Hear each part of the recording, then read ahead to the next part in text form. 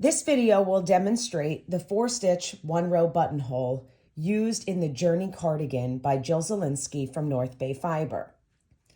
With this 1-row buttonhole, we'll actually be starting with the wrong side of our work facing. We're on a wrong side row, and you will either have just finished a knit stitch or a purl stitch.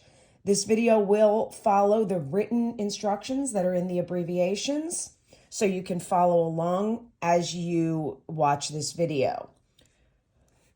When you're ready to start the buttonhole, you're either going to have just finished a knit stitch or a purl stitch. So you're going to bring the yarn to the front of your work. If you've just finished a knit stitch, you'll bring it to the front. If you had just finished a purl stitch, the yarn will already be at the front of your work. You're going to slip the next stitch from your left-hand needle to the right-hand needle purlwise, so you're not twisting the stitch, and then you're going to move the yarn to the back of your work. You're going to slip the next stitch purlwise from the left to the right and pass that first one over the second stitch. And we're going to do that twice more. So slip purlwise, pass over, slip purlwise, pass over. You've got that remaining stitch now, and we're going to slip that from the right-hand needle to the left-hand needle, and we're going to turn our work.